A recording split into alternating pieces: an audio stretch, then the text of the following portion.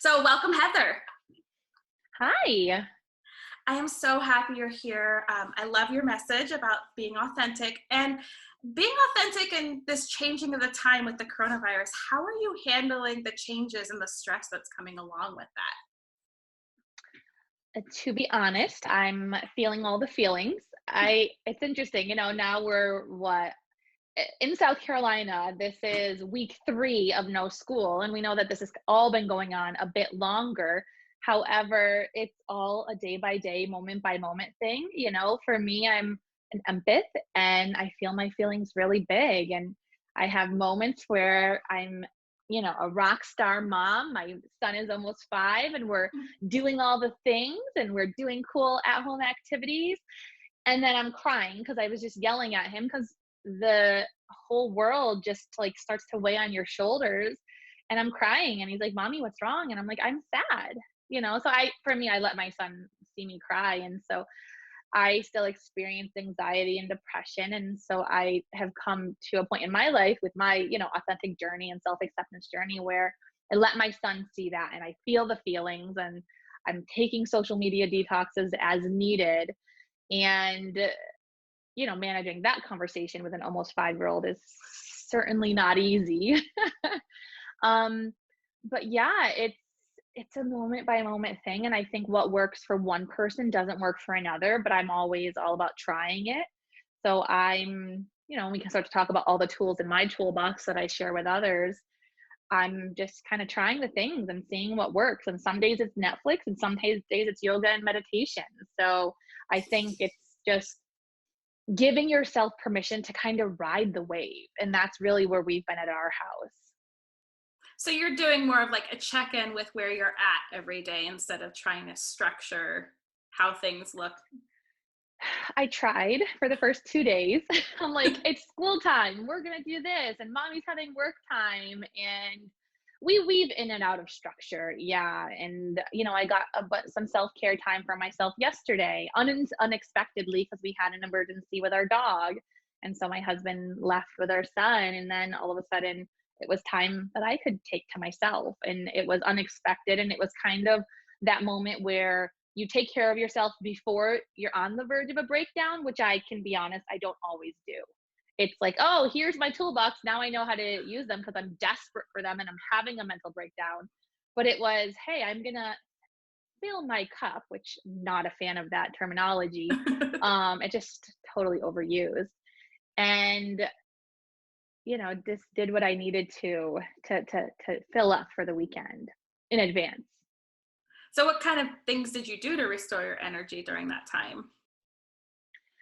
For me, I took a walk by myself. I connected. There was a woman who, when I was in Southern California, did a virtual retreat. I just did in her hour and a half dance fusion yoga class. Oh, fun. And I recognized some of the women that I've been to in-person retreats with. I taught my yoga class, which some days that is the greatest thing in the world, and some days it really depletes me.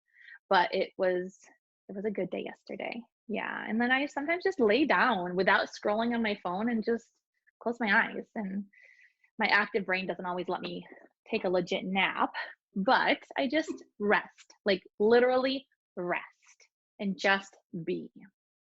Stop consuming. You take a Mhm. pause from the consuming of whatever is scrolling on your phone. And I think we're all guilty of it. We're all addicted to it. We all have all this extra time on our hands. But by me practicing meditation, it creates this consciousness of me kind of overriding the habit. Although I go unconscious sometimes and I'm like, "It's 11 o'clock. How did I just scroll for that amount of time?" That's been my problem lately. It's like I'm going to bed at 10 and 11:30. I'm like, whoa, how did I just get lost? Like, where did those hours go? But I've So gotten to a point where when I do notice that I do that, I don't shame myself. I'm like, "Oops, I'll do better tomorrow." Because I used to really beat myself up because I should be listening to something educational to help me grow my business or to feed my mind or to help me relax. And shame on me for spending so much time on social media. That's why I don't tell Leslie, but I haven't downloaded TikTok because I feel like I'm going to get consumed by it because I just kind of know my habits, and it looks cool, very entertaining, but I'm really holding back, even though I know it's a tool for business. Yeah, I haven't figured out it for business, but man, I get sucked in for hours. That was one of my things. I'm home by myself a lot. My husband works in fire service, so he's gone a lot.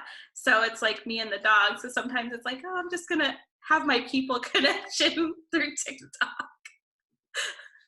So with the changes, with being out of school and things like that, how did you shift your schedule and find like that you're giving yourself a ton of grace and stepping into what you need for the day? How did you go about making that transition happen? I'm in a unique circumstance where my husband's at home, not currently working, and that's to our advantage right now. So I'm really leaning on him to step up. However, he did have a nice, good, solid 2 weeks of Netflix and chill. But now that we're over that, and that was him just needing to honor where he was at in his current circumstance.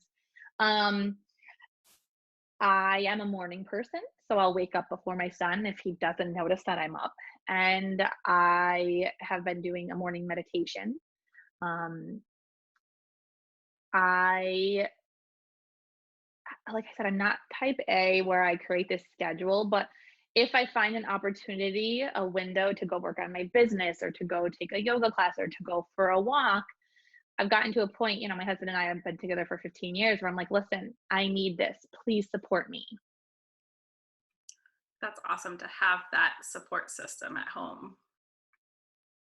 Not everybody has that, so. No, no, not at all. And I mean, I have, I know I have friends that have multiple children and their significant other still has to go out because they have a job that's required for them to be there. And so for that woman that really wants to make that time for herself, for me, it's worth it to get up early or to stay up late. Or, my son is an only child, so he wants me to be his form of entertainment always. So now we're creating his own quiet time. And that's just not something that we had ever done. And I know some households do that on a regular basis, but it's forcing that quiet time for him to get bored and figure out what to do with that time in his own creative way. And so that's been one of the positive things in all this is that he's figuring out new ways to take care of his boredom, because we're in a generation where as parents we have to find something for them to do, and we won't, it's like, oh, they're bored, so now it's up to me, rather than when we were growing up it was up to us. So I'm getting into a motherhood conversation. I hope I'm not veering off too much. Oh no, and that's exactly what I was hoping for, is the motherhood conversation, because I'm not a mom, but I have a lot of people that are listening that are, asking me questions, and I'm like, I can tell you what it's like to have a husband, like child, and a dog, but when it comes to the two-leggers, I'm tapping out. So that's why I reached out to try to get moms in here. Like, how is it being a mom right now? Like, how are you creating that Oh, space? it's so effing hard. I talked about that before coronavirus, before this quarantine, is that it is, I admire the moms that are like, oh my God, this is amazing, I love it. And I do love it, but it's the hardest thing you'll ever do in your life. And it's very trying on your mental health, which is why I only have one child. The thought of another child, we may or may not, but it's overwhelming, and it's the greatest test of patience and lessons, and it's about self-control as an adult. Oftentimes my husband's like, oh, our child this, our child that. I'm like, well, what is our reaction, what is our response? So my anxiety has risen greatly among all of this, and shifting from in-person yoga. I just opened a yoga studio. I literally, on March 8th, I had a grand opening. And then 2 weeks later, quarantine, you cannot have in-person classes anymore. So I'm shifting back to online. So Oh my that's been an goodness. adjustment too. So wow, I don't even know where to start with the questioning on that one. I have so many That's questions. okay. Wherever you want to go, So let's go there. you grand opening, and then I'm assuming this has been a big dream of yours to open an in-person studio. How are you taking that shift of like, I just released this beautiful thing, saw it come to light, and now it's having to revert back to what it was? Well, I had a virtual presence prior to becoming a yoga teacher because I'm also a women's empowerment coach. I used to call myself a body positive mentor because self acceptance work is the foundation. And it's it goes from body positivity to self acceptance to mastering your inner mean girl to other areas of your life outside of your self image, outside of your physical body. And so I have led coaching programs, and meditation came before the physical yoga practice. So for me to shift back to virtual, I suppose I could say it's an advantage for me compared to the yoga studio that's been in town for 10 years and has never had a virtual presence. And it's a mini yoga studio at a co-working space. So I have my own like little, like 8 mats can fit in there. But still, it's still a That's, yoga studio, not to yeah, measure it down to nothing. So like I said, I felt all the feels. I felt all yeah. the feels, and now I have a virtual membership and showing up, um, in a different way. Are you still able to go to that space for the virtual classes? Or are you teaching I them from home? can, but I right now this is my yoga space where I have this is a combo of me and my husband. I put up one of my paintings that I've done at one of those paint nights, and then like a macrame, but my husband has license plates up, and there were previously pictures of hot rods there. This is my husband's space. But I can go to my studio. However, it's dark so that when you're in a yoga class, it's very a nice ambiance. So for a video, I'd have to bring in all this extra lighting. So I'm just filming here for now. I could though, if I really need to escape, I still can physically go there because I would be the only one there and it would be okay. So the word escape, I'm like, that's one of the words I'm hearing a lot right now from parents is like, how do you create that space? It's not necessarily an escape, but it's a like you said, that giving yourself the more energy and the space to refill your need, and as an empath to release the energy of everyone else in the world. Like how do you escape without actually physically being able to go somewhere else? Well, we all know Zoom has been life changing and life saving. I have a free Facebook group, Meditation for Mamas and More, and I've been offering like a Friday virtual happy hour with just like I'm not talking about meditation or yoga. It's just a chance to hang out. We ask, would you rather questions or just, hey, how's life feeling right now? And maybe it's heavy, maybe it's light. Maybe we talk about motherhood, maybe we don't. Maybe we talk about how do you make your favorite cocktail. But I think Zoom is saving all of us right now. And I'm so grateful for technology, having a door that locks, or a closet, and, going for an actual walk. Like I said, we all process things differently with our own mental health. And there's a lot of information out there that says, you should learn a language and go keep exercising. And while I don't disagree with that, I think that we have to kind of figure out how to create our new normal, at least throughout that rest of April, since that's our current, as we know, until mid to end April, will life return in May or not? But I think there's a period of digesting this massive change and it being okay if you just need to Netflix and chill. And I also, I think there's a time for that, but also try to be conscious of numbing and not overdoing the mom wine life and the drinking and the Netflixing and being with that and realizing what does it feel like to just be with myself at home and be with my child and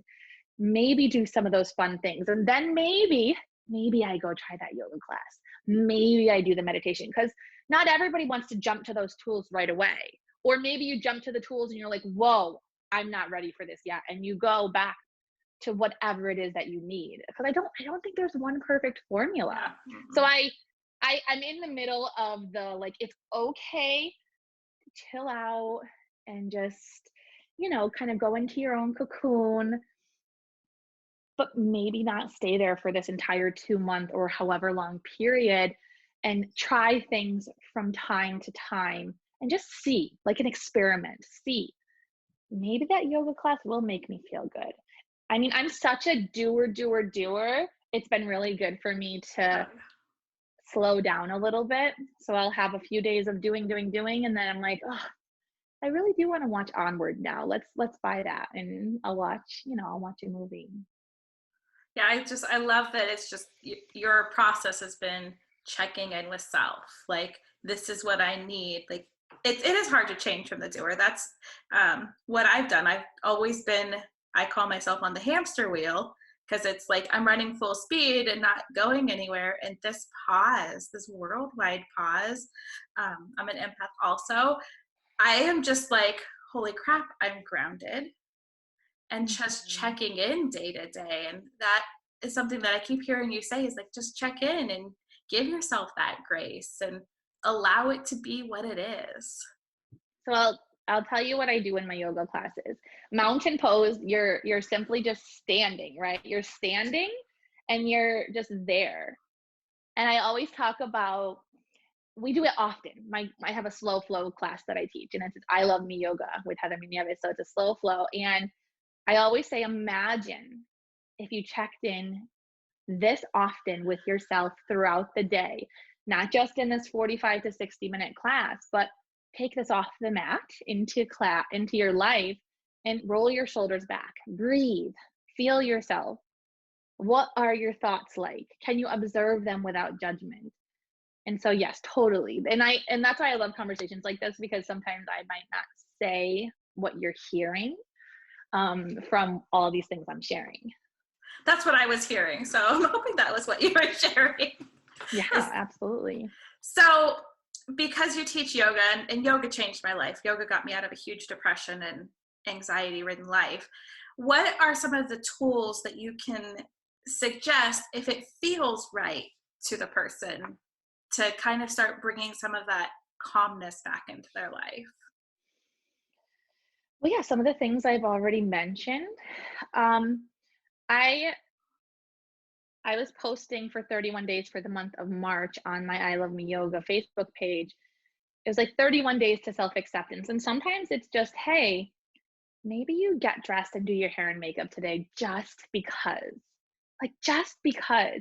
Maybe you call the girlfriend that your bestie that you haven't talked to in maybe 10 years. Maybe maybe you do watch a comedy movie today. Maybe you do the yoga class or the meditation. I actually have a free 5-day series. It's on YouTube, but it's Breathe in Love, and it's 3 days of meditation and 2 yoga classes. Um, and maybe you try one of those. Yeah. So I have a lot of free resources out there right now, and I think just try something, maybe something new or something that you miss doing, especially as a mom or maybe as just a working professional once you became a spouse. What's something you miss doing that you haven't done because you've gotten busy in the new way of living, right? So, I have met a lot of women that are artists and they forgot, oh, I love to draw. And I'm seeing a lot right now during this time at home, all these artists like reigniting their love for creating whatever it is, jewelry or paintings. And maybe it's makeup, whatever it is, and writing. That's awesome. So, right now, tap into what you miss. That's, Hmm. I'm like, oh, I should bust out my paints. I'm like, as you're saying that, I'm like, oh, I do miss all those things. And we do get so busy. And that's another beautiful thing about this worldwide pause, is we get to reevaluate what's important. Well, yeah, it's a pause to recognize like what's important, and it's a new way of living, and especially for this 6 weeks or plus or minus, it is a new way of living. So not this high pressure, how do I want to live this way and have these big aggressive goals, but what's important to me right now and what do I want to do at that time. Maybe it is get that well needed rest and not have an alarm clock every day and go to sleep when you feel like it. Yeah, I put I put on one day, like, wear the sexy panties. Because why not? Like, why not? Yes, because we all have those sitting in the back of the drawer that we never wear. Just wear them. Why not? I love that. So you said that you have a community that you're supporting people in right now with Yeah, coffee so chats? I do. So sometimes I show up, sometimes I have featured mentors, but Meditation for Mamas and More is a free Facebook community. There's tons of resources in there. I've had people that do tapping in there. I have had people that have done, yeah, I have a friend who does the hypnotherapy.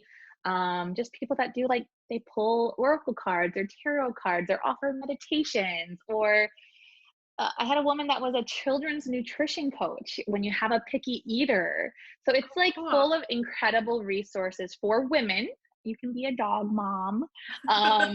It's for women. Yes, mostly mothers, but it's for women. Some of my meditations are in there, but again, it's full of other featured mentors as well. And it's become this really beautiful community of women that feel safe saying, hey, I'm struggling with this. Is there someone here that can support me?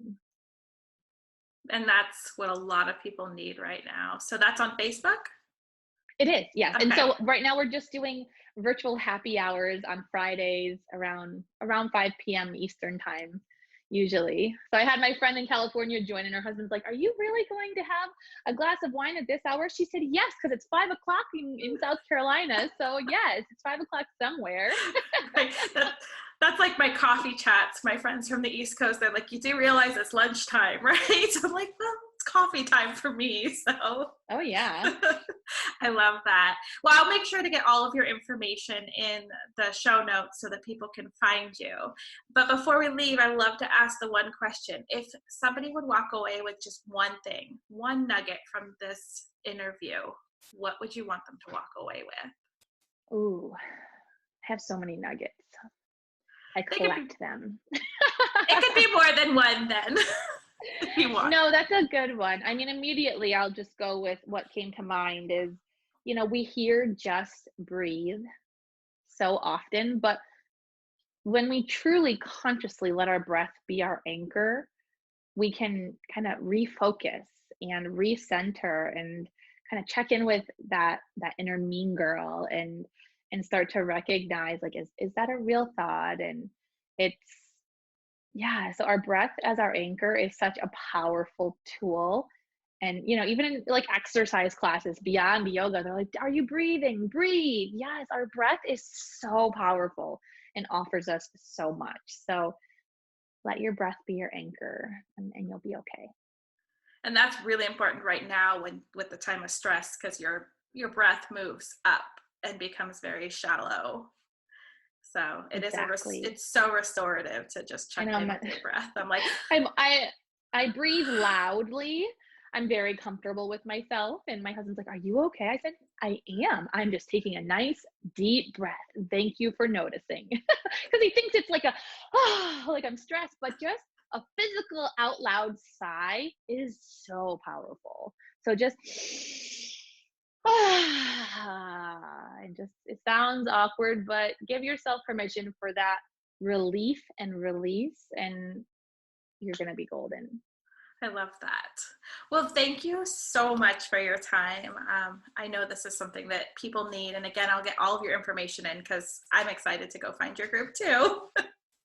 And yeah, thank you for being here. Thank you. It's such an honor.